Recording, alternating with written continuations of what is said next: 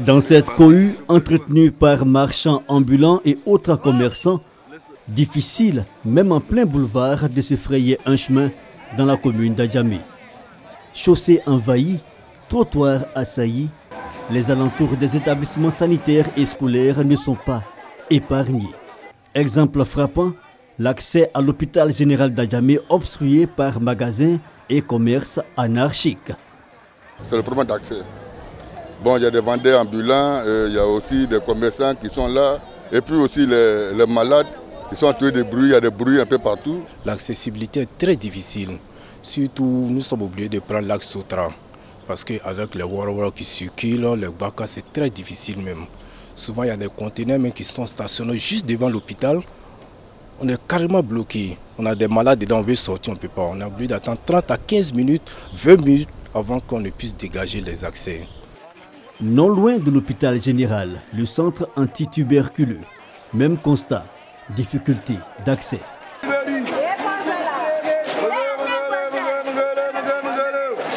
À un jet de pierre, les lycées Nangui Abrogoua et Ariste d'Adjamé. Les différentes entrées pratiquement confondues aux étals de marchandises, une situation qui dure depuis plusieurs années. Élèves et enseignants exposés à divers tracas et il y règne une atmosphère d'insécurité. Lorsque tu dis à quelqu'un que tu es au lycée moderne Nangui Abrogoua, il dit « Ah, tu es dans le marché là ». Et déjà, c'est mal vu.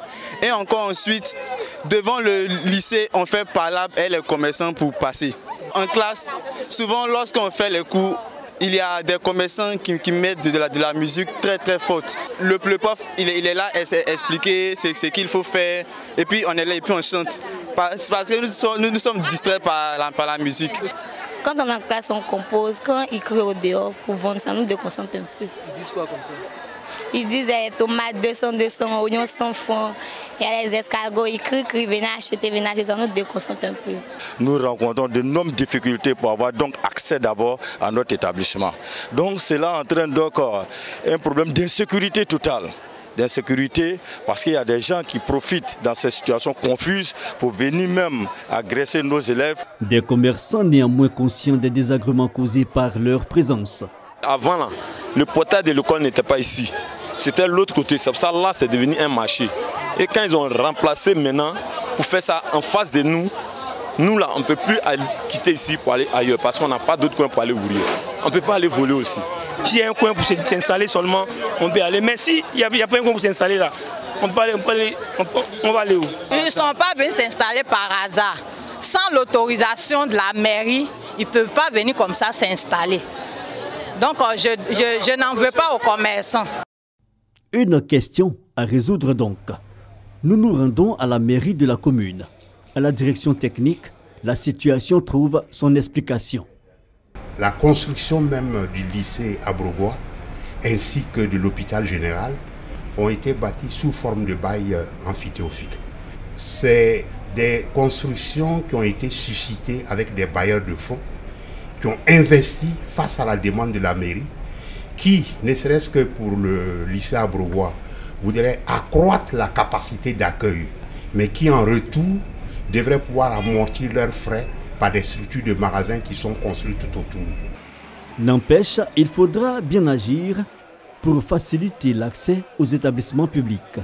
Mais sur le sujet, difficile d'avoir une solution miracle. C'est un problème réel qui nous interpelle. Nous en sommes conscients. Nous sommes en train de chercher les voies et moyens pour essayer de mettre fin à cela. Et c'est un problème épineux en même temps. C'est l'occasion pour nous de crier presque notre impuissance. Nous étions donc dans l'obligation de adresser un courrier au ministère de l'Intérieur pour avoir un appui sécuritaire beaucoup plus consistant afin de pouvoir mener l'opération.